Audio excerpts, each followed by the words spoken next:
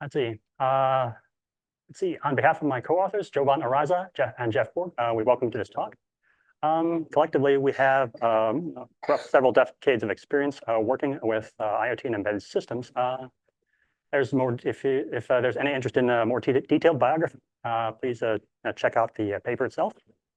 And with that, we're just going to dive right into the main part of the talk, and that is that most IoT systems, embedded systems, have a variety of physical interfaces to the real world, and a lot of these interfaces can be tricky to do testing, to run test scenarios against. What you see in the photos is an example of one of the devices that we work with. It's a UHF RFID reader. Think of it as a barcode reader that is able to, except that it works over wireless instead. And you can see here in the bottom row, a row of 4 antennas on each of these models that are the RF antenna ports for reading UHF RID tag. And on the back, you can see a variety of ports, including GPIO ports, and not shown here is also Wi-Fi. So the issue with many of these interfaces is that they have complex internal behaviors. These behaviors can be hard to mock in software. Like if one wants to try, often it involves digging sort of fairly deeply into the sort of specifications and mechanics of that interface. So much so that it's not really like either practical in terms of time or cost. On the other side, if you were to work with subject matter experts, they will suggest the conventional methods and tools that they use to do testing and so forth. But those also, like the tools that they use, are costly and require considerable expertise to operate. So that's also kind of a dead end as well. So so these difficulties often kind of force testers to basically have to accept certain gaps in their test scenarios, which introduces a test risk. So, but I'll try. Let's see. So we use the word conventional approach in the previous slide. And that's, so when we talked to the specialists that work with these areas work with some of these hardware interfaces on a day-to-day basis, they will first tend to advocate for using the tools and techniques that are most appropriate towards their context, right? They're generally doing fairly low-level testing. But that context is not the context that we as software and firmware testers operate in. That's like they're not the recommendations they're making that are aren't incorrect, but they just don't work out for us for the reasons that we previously stated. So what if we look at a different way to approach things? All right. Well, with the recent sort of proliferation of low-cost hobbyist major ham radio enthusiast hardware and tools, and that's there's been with that proliferation of hardware, there's been a proliferation of software and libraries that make use of such hardware. And in turn, there's been a proliferation of online tutorials, forums, documentation, and support on how to use both of those things. So if you put those things together, you get to the main theme of our talk, the idea that knowing some simple electronics and RF concepts, and then you combine that with hobbyist and low-cost hardware, it was going to result in mock hardware inputs that ordinary software testers are capable of building. Ideally, so much so that you'd be able to put the device that you're testing into a kind of a virtual world of its own, effectively cut off entirely from real-world inputs, effectively IoT in the matrix, hence the title of the talk. We're going to go through 4 sort of examples here: Wi-Fi, GPS, battery, and a couple of other interface types. What we hope to accomplish is not just sort of be a tutorial as to how we did the mocks for those things for our scenarios, but we also want to talk a bit about the underlying principles so that you can use those principles to adapt what we did to to be able to cover your own different scenarios. With that, let's dive right into the very first example, Wi-Fi. It pretty much needs no introduction. Like Wi-Fi is common on all sorts of embedded and IoT devices. So if you need to test with a lot of Wi-Fi configurations, for example, the various Wi-Fi standards or various settings like hidden SSID or the various types of authentication method, WPA personal, WPA enterprise, along with all the various sub-authentication methods. If we were to take a conventional approach and talk to our IT department, for example, they'd say, okay, if you need all these separate configurations, we would need a separate Wi-Fi network for each. But that imposes a lot of administrative overhead on us. We'd also be concerned about, we have all these networks, and if you're going to use all of them, there's going to be the risk of a Wi-Fi traffic congestion. All that traffic going over the same set of frequencies is going to slow things down for everybody, not just the tests.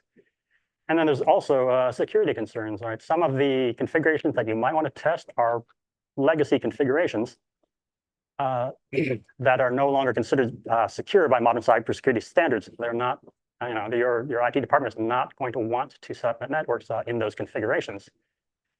And they're perfect. And again, I want to emphasize, like from their perspective, they are completely correct to do so. These concerns are valid concerns. Let's look at a more unconventional approach that still gets what we need to do done, while still allowing us the flexibility we need to test the scenarios that we need to cover. And that is to build our own reconfigurable wireless access point directly cabled to the device that we're testing. In electrical engineering parlance, that's the DUT. You'll see me use that phrase and the following slides.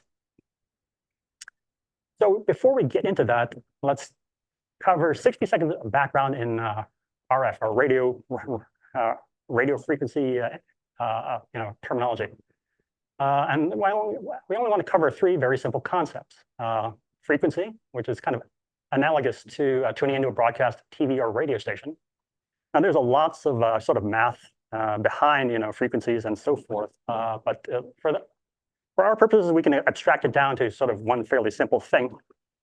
We want to be able to ensure that whatever equipment that we or components that we choose to use support the frequency ranges that we need to make the system work.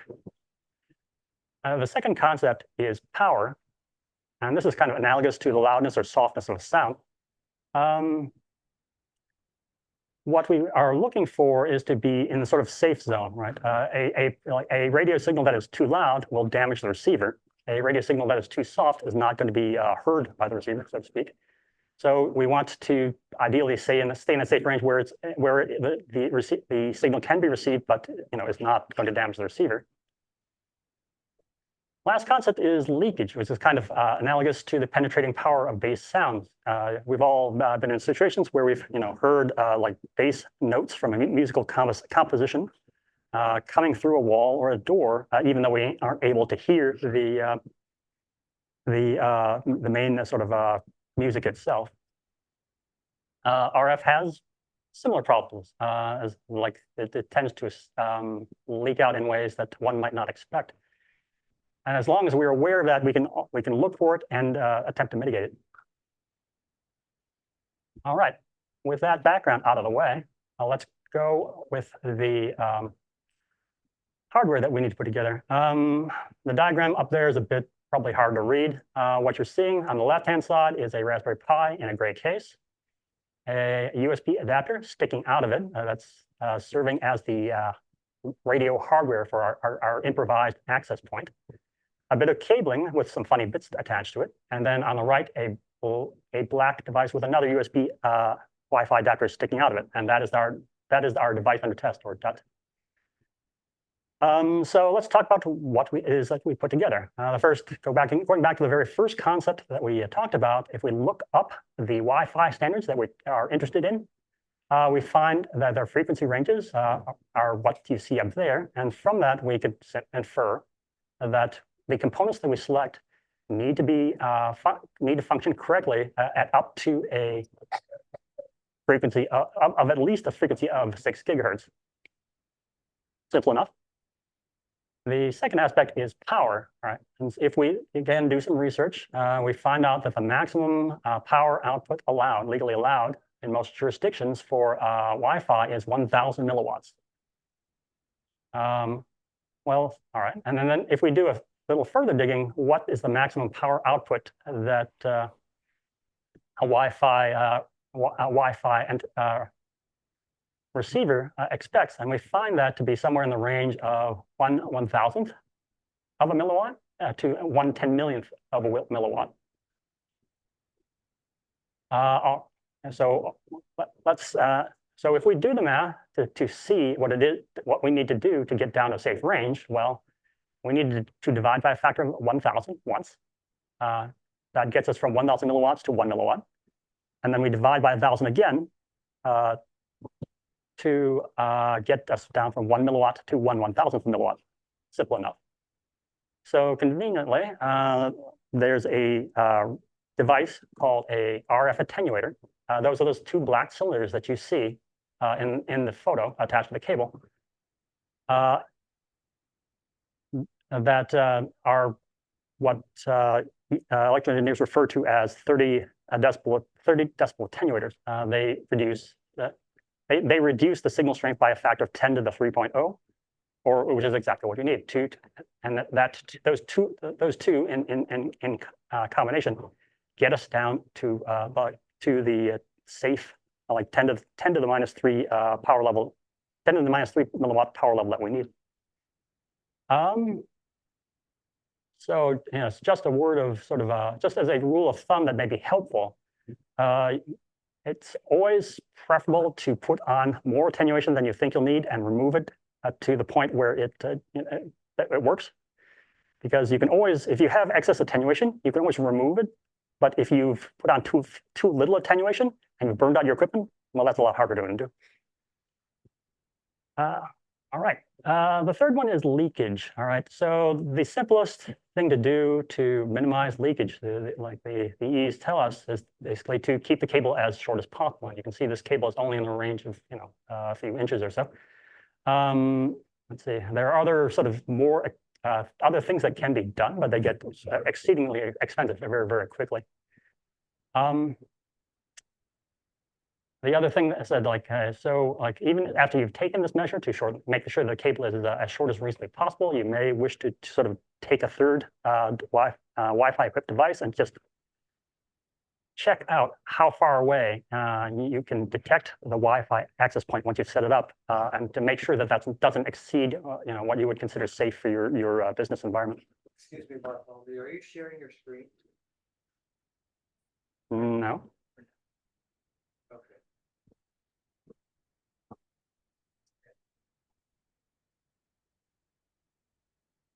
Sorry.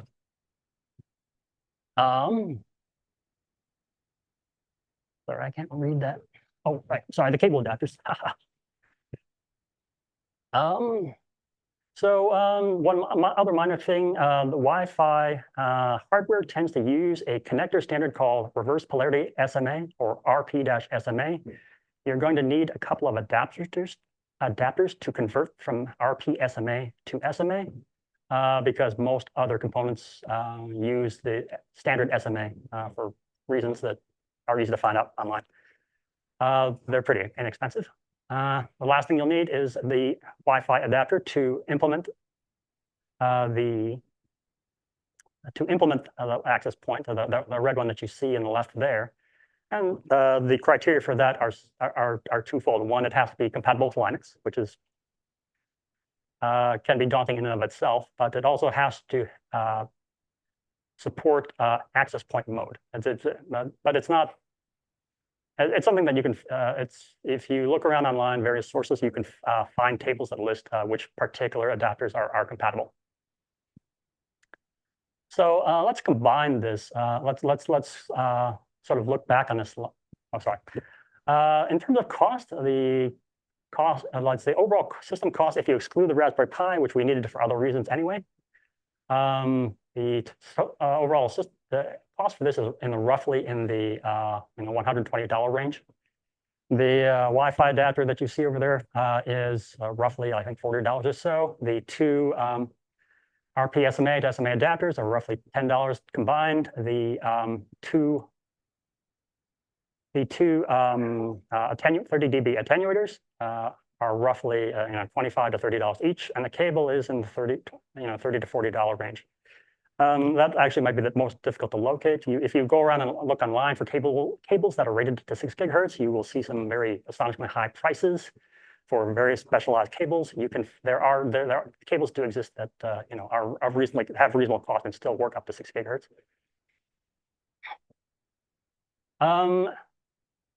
Second or last thing about this slide, and combined with the last two slides, is again, I want to reemphasize that we basically walked through the three principles that we talked about on the previous slide, and you can use those principles to adapt to any other situation where you need to connect two devices that aren't normally connected together. Let's say that you wanted to support some of the newer Wi-Fi standards like Wi-Fi 7 that go up to 7 gigahertz. Well, you'd know based on the frequency range aspect of it that you need to select your components. Instead of being rated for up to 6 gigahertz, you need to be rated for 7 gigahertz, and you might need to adjust your power, the attenuation, or to accommodate whatever power levels that uses.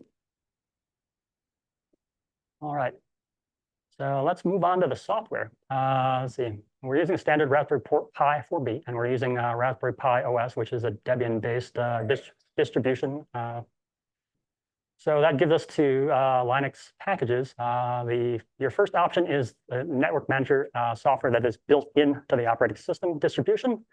You can basically, like in a single command that's documented on Raspberry Pi's own website, you can set up effectively what's a Wi-Fi hotspot. It does WPA personal, also called WPA PSK authentication only. But if that's enough to meet your needs, hey, it's it's built in and it's easy to use. And if you need to do the more complex scenarios that we talked about, your other option is a package called host APD. And this is just in the standard distribution repository that you can just get through your distributions package vendor. This is a highly configurational wireless access point software that also does WPA PSK but also does WPA EAP authentication used in enterprise environments, and really has just an absurd number of configuration options.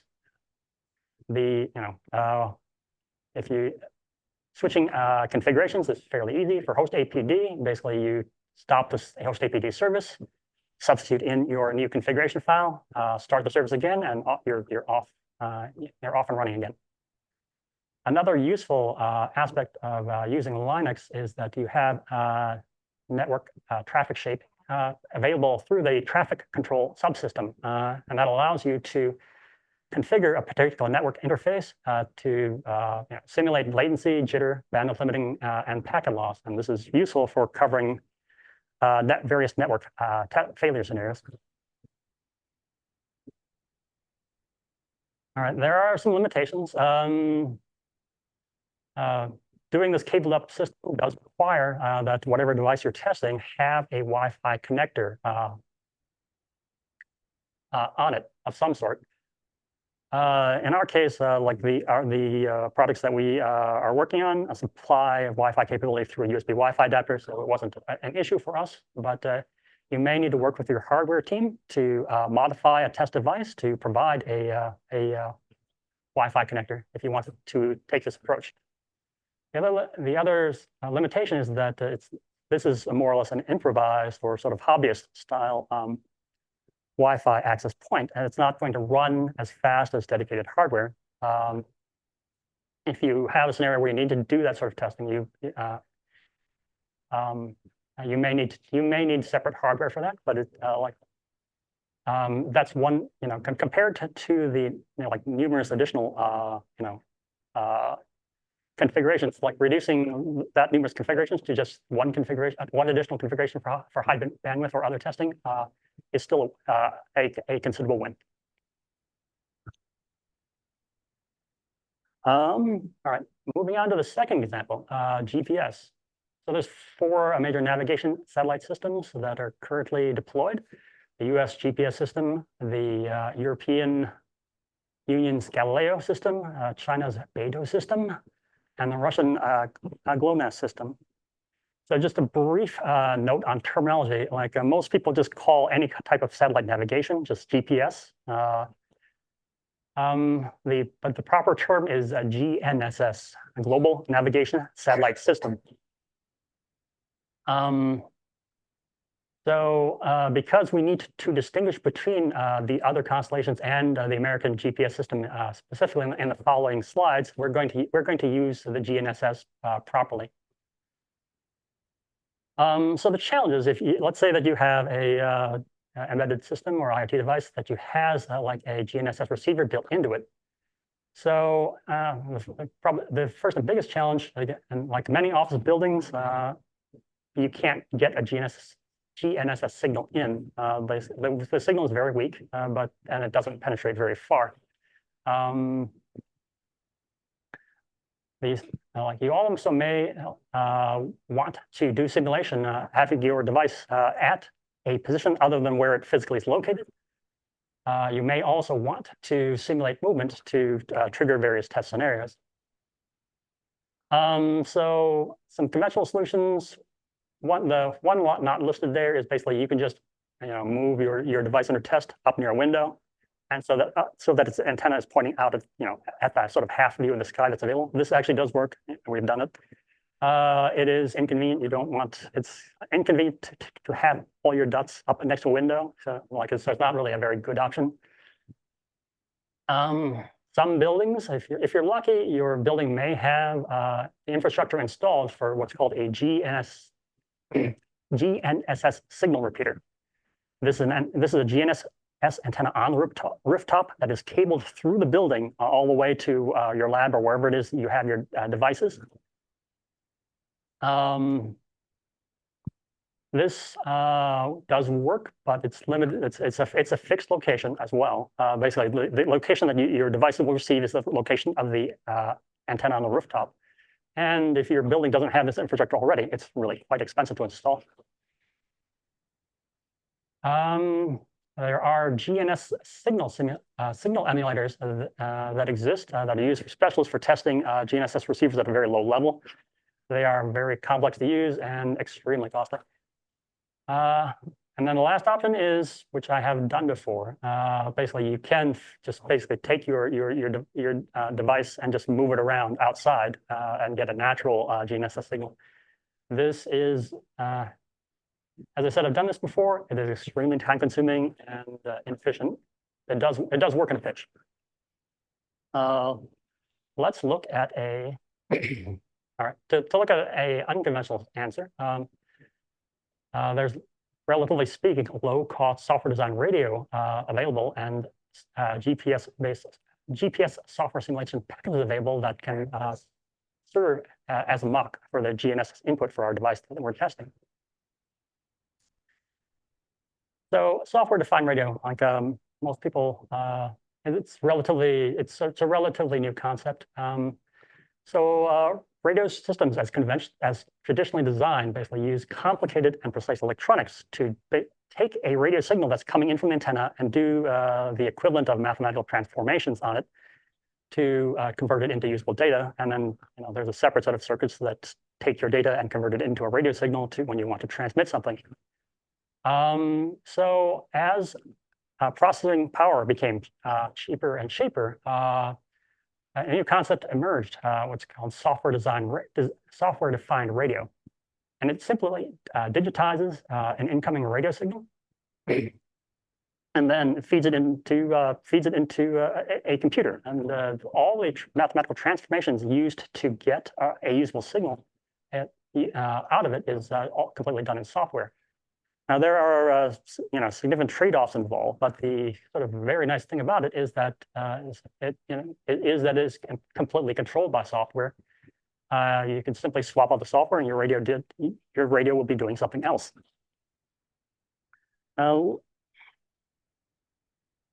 So let's take a look at what we're specifically going to be using. There is a package on GitHub named GPS SDR Sim.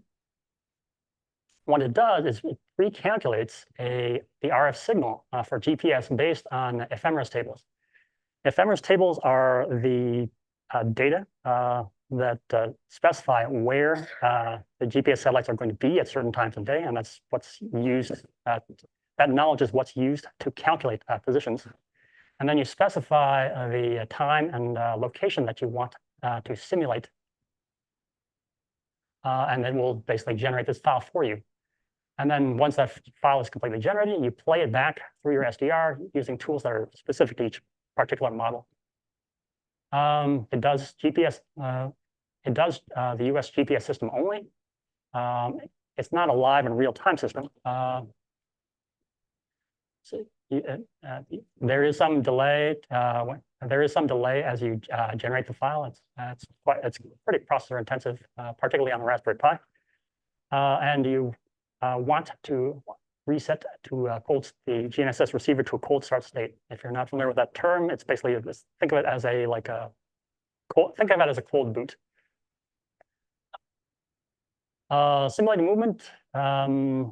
It can simulate movement, and has some sample data that does simulate movement. But if you want to simulate movement on a path that you specify, you need a way to gather data at a pretty high resolution, and that's something actually we're looking into.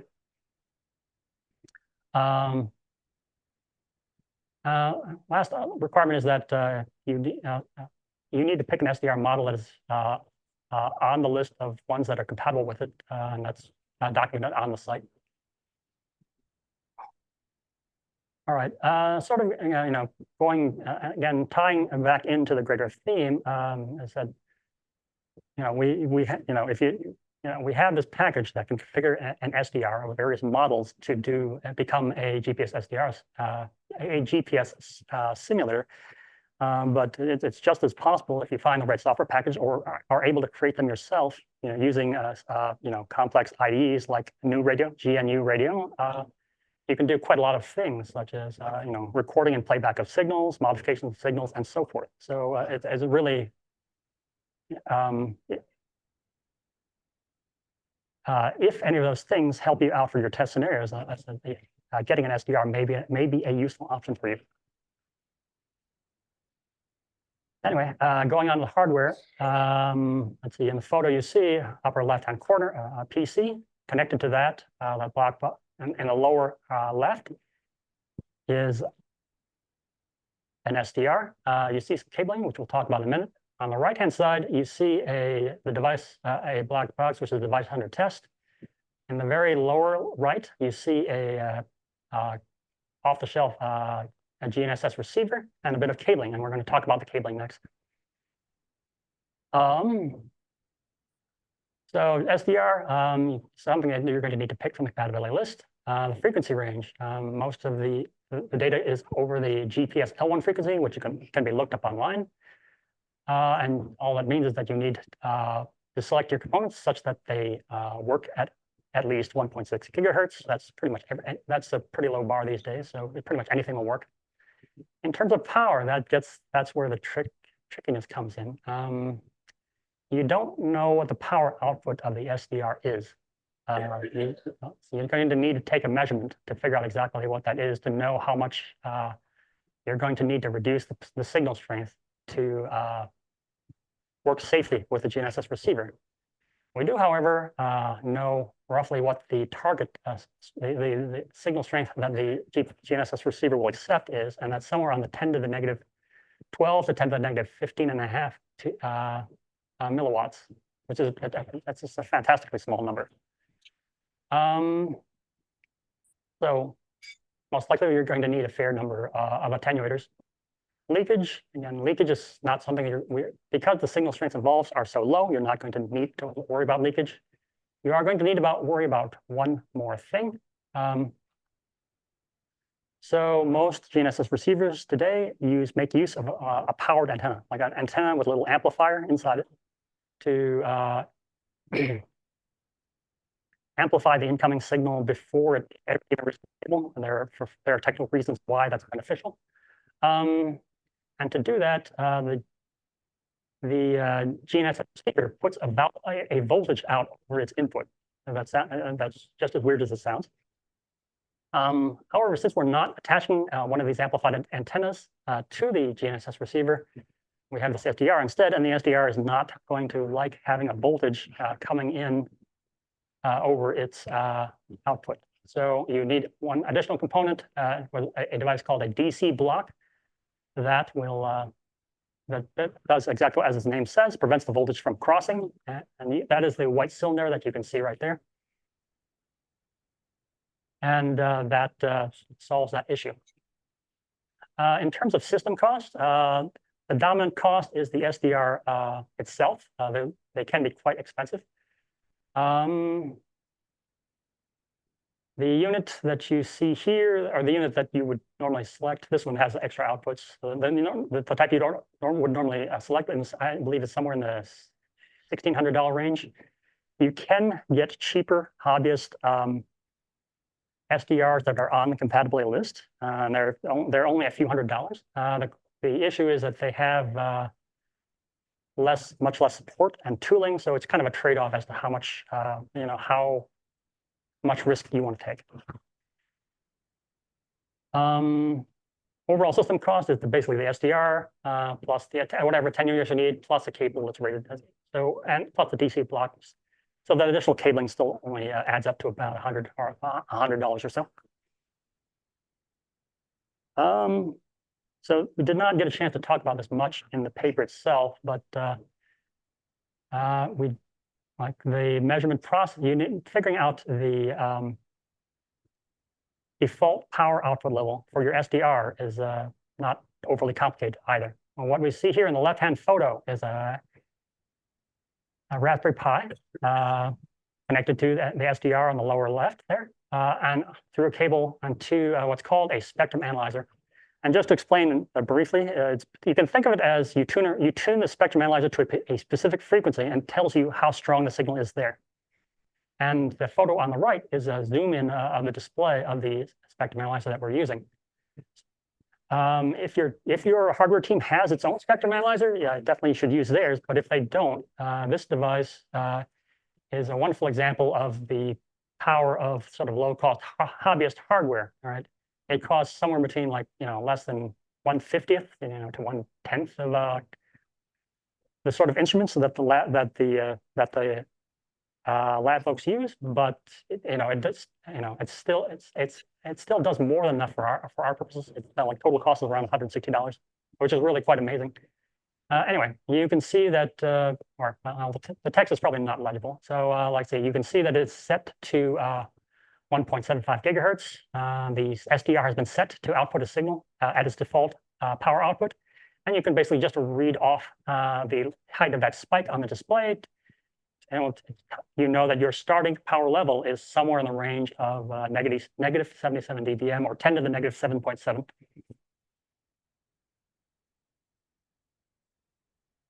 All right. So one quick word of caution. If you get an SDR and transmit a signal over an antenna, you might be tempted to do that if the device that you're testing has a GNSS receiver, but it doesn't have a connector on it.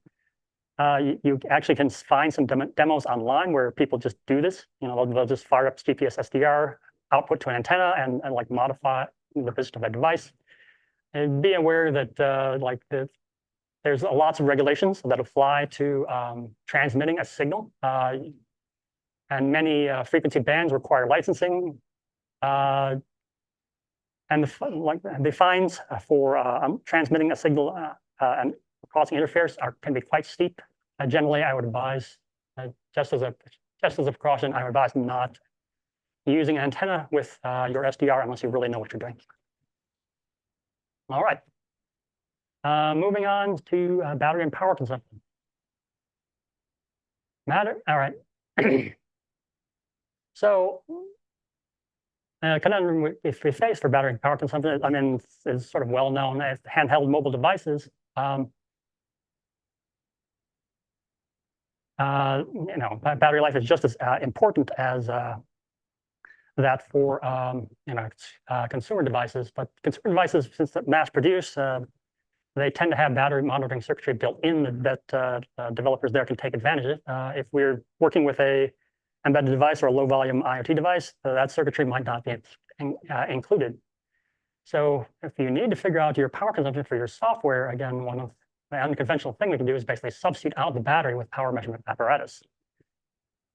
In the interest of time, I'm not really going to go through the terminology here.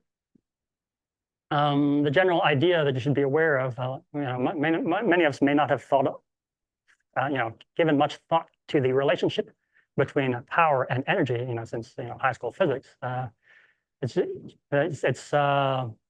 easier to a simple analogy that's useful is you can think of energy as gasoline in a fuel tank, and power is the rate at which you're using that gasoline.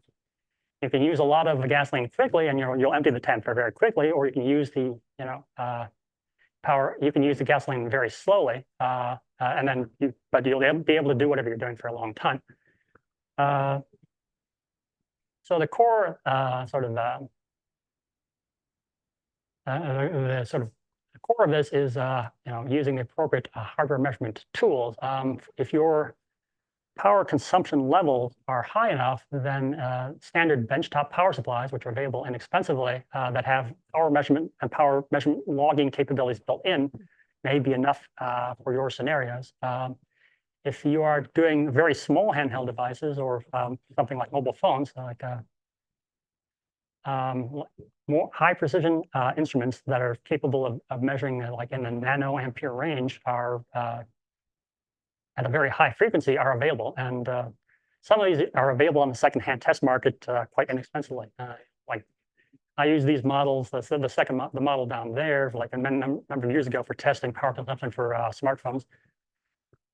The workflow for assessing power use consumption for software is sort of in two steps. The first step is to generate a baseline measurement that serves as your basis for comparison. And what you want to do is to put your device into as quiescent a state as possible. You turn off everything that's not related to what you're trying, that is irrelevant to what you're trying to do, to ensure that you get as clean a measurement as possible. And then you take that measurement and you will get out a average sort of power usage. And then you run your scenario by doing the same thing again, except you trigger or activate whatever software features you're trying to measure the power consumption of, and that should generate a different and higher power average that you can sort of use as your that you subtract from the baseline from to give you your power usage for your feature. So these signals can be very noisy. So a couple of useful tips to you. The first is to, when you're taking the baseline measurement, if you use a longer baseline for your measurement, the more sort of samples in your data there are, the more closely the average is going to converge to the true average. Like any sort of spikes or happen by the sheer number of samples that you take in your measurement, which gets you a more accurate and reproducible baseline power consumption value. When you're attempting to do measurements for a software, the power usage of a software feature that itself uses very little power, again, you can take advantage of the effect of you doing a long duration measurement and repeating your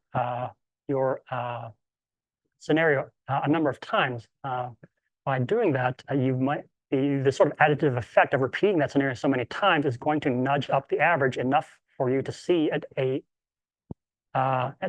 difference away from the baseline, even in spite of the sort of noisiness of the data that you're getting.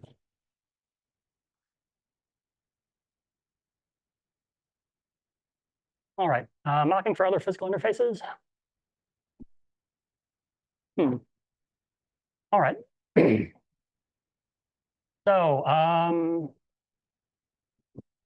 IoT devices often have a variety of switches, indicators, or other sort of inputs and outputs, and they may have GPIOs that are provided by the device manufacturer for customers to control their own equipment or take input from their own equipment nearby. For example, an example from our own scenario, the scenarios that we work with is some customers want to use GPIOs on the products that we supply to basically trigger an indicator when something is detected nearby. So a very, very easy way of sort of working with these things without really having to go deeply into electronics is to take advantage of something that we all have, are easily able to get our hands on, the Raspberry Pi. Most of the Raspberry Pi that are used, most people never use the I/O header that's on it, but it's absolutely perfect for interfacing with these GPIOs or other inputs. The Raspberry Pi is low cost, it's easy to control using languages like Python. And if the GPIO on the Raspberry Pi isn't directly compatible, there are often adapter adapter boards or shields that you can mount on that will enable you to be compatible with the signals that you're trying to work with. You might need to work with RF signals you might think that is complex to do.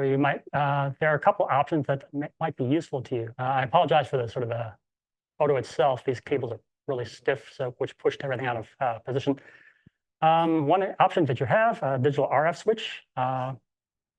Basically, this allows you to switch a radio signal between two or more inputs, or you can do the reverse. You can switch two more inputs to one output. You can see in the example that we have on the upper right-hand side an antenna that's connected to a device on the upper left, a USB controlled digital RF switch, and excuse me, and that is switching that antenna between two of the ports on the device that we're testing. And it's all under control of USB connected to the Raspberry Pi down there. Similarly, there are available US digital RF attenuators, which reduce the strength of the signal,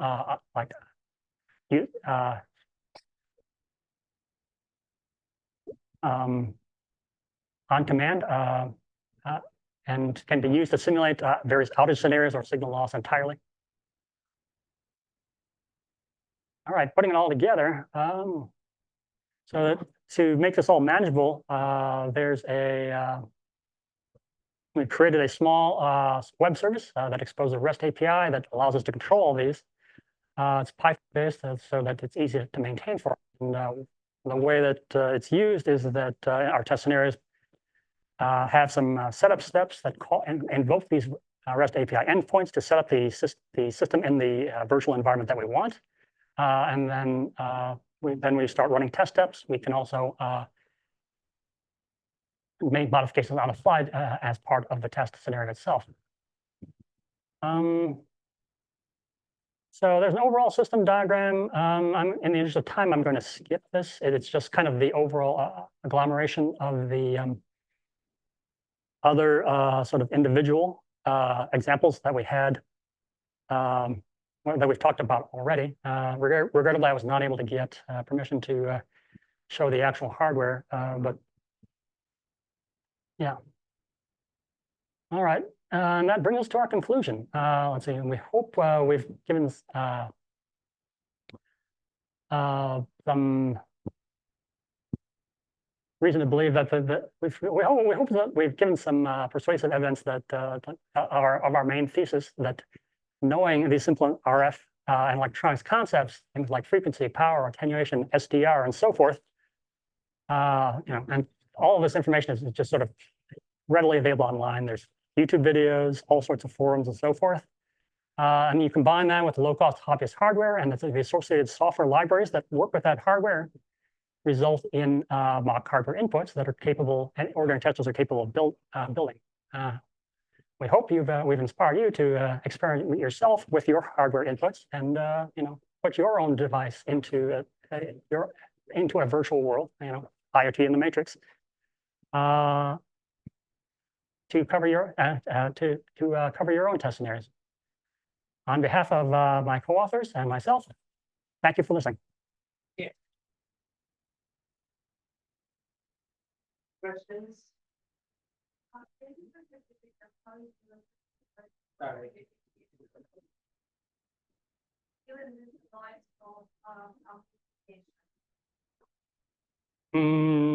I don't think we used any amplifiers in which.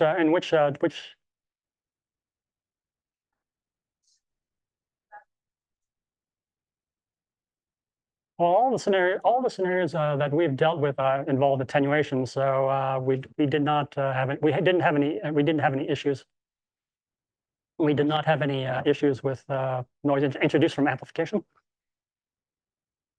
If that didn't answer your question, please come up afterwards, and I'll try to answer.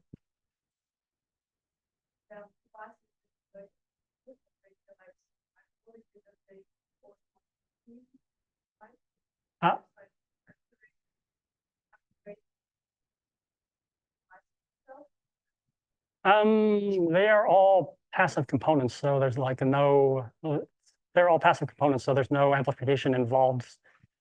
So there's very little possibility of noise being introduced. I mean, there's possible of leakage into the system, like from external interference, but that's not something that we addressed.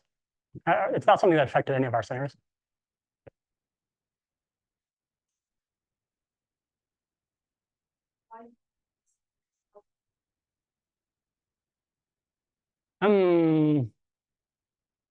So that's let's say that involves sort of projects that we're currently working on that are sort of internal to our employers. There's nothing really I can say about that. I have worked on let's see in the past on like the location system for one of the smartphones. We wanted to make sure that we have done scenarios where we wanted to make sure that the location that was presented and location information that was reported by the smartphone was accurate.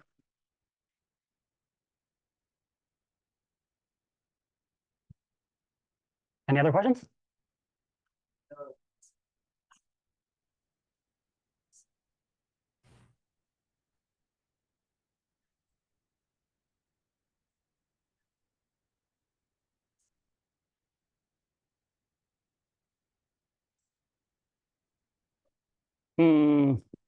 That's an interesting question. Like basically like testing lots and lots of different Wi-Fi modules. I mean,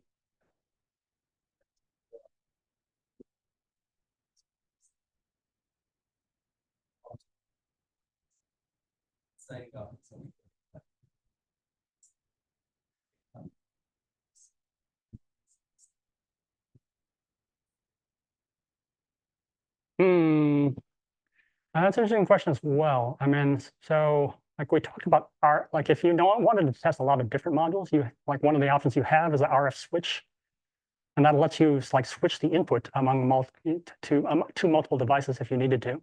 And then there's on the flip side of it, if it's for our case, it's USB, like is the interface. There are available like software controlled USB switches. I don't remember the model name offhand or the manufacturer model name offhand, but they do exist. And so basically you could effectively swap in and out USB modules like under software control.